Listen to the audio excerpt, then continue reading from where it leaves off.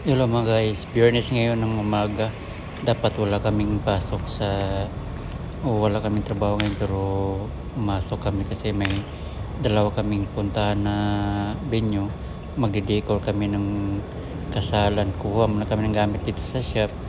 Patapos babiyahe na kami. Ito yung mga kasama ko, dalawang Bengali. At pabiyahe na kami papunta dun sa isang venue na pagdidikura namin. Pagdating namin dito sa venue, relax muna saglit.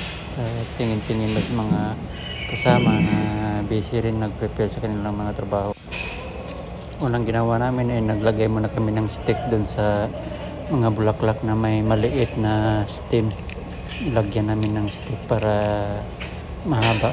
Ito gagamitin namin dito sa paggawa ng isang bola na decoration. At ito na yung finished product na round base na malaki. At ito yung ilalagay doon sa backdrop sa likuran ng mga ikakasal.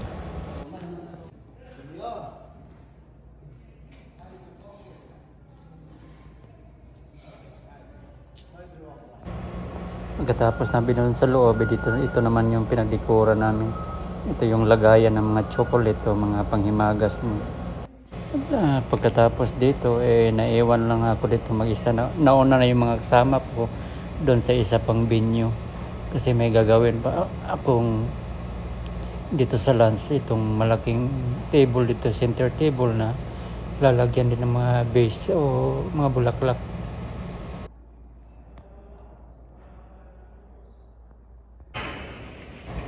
Pagkatapos kong magawa lahat ng mga base doon sa isang center table na malaki dito sa lounge, ito naman yung ginagawa ko, isang malaking base o bowl na tawag itong bola na ilalagay ito sa gitna ng waiting area. Isang upuan din na round na sofa round sofa na ito ilalagay ito sa gitna.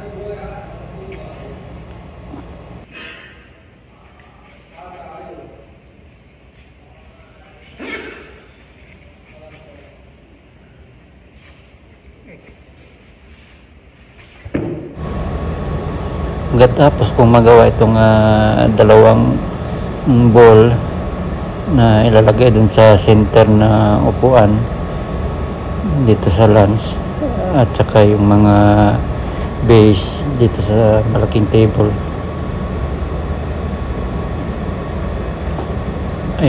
ihinatid naman ako dun sa pangalawang venue, dun sa mga kasama ko na nauna na doon. At ito, hinahatid naman ako doon sa pangalawang venue para tulungan naman yung mga kasama ko doon na mag-decor sa isa pang event na kasalan. Pagdating ko dito, naka-prepare na sila ng mga paglagyan ng mga bulaklak, ng mga spins, mga foam.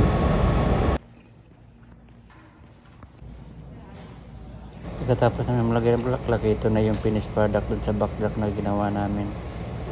Hindi ko lang nabidyohan habang gumagawa kami kasi naghahabol kami ng oras. At ito na yung finished product dun sa backdrop.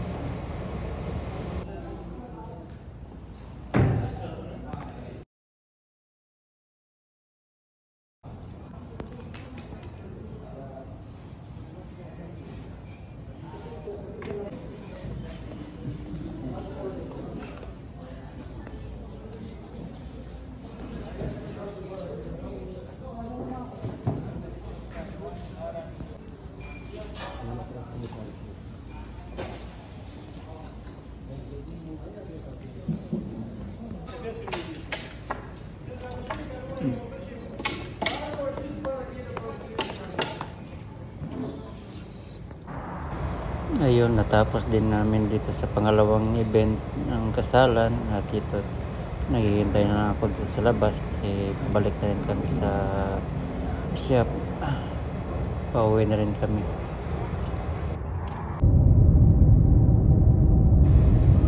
Guys, pabiyahe na kami, pabalik na kami sa shop. Natapos din ang dalawang event namin ngayong araw na ito ng Biyernes. At hanggang dito na lang at maraming salamat sa inyong panonood. Hanggang sa sunod na namang video. Salamat.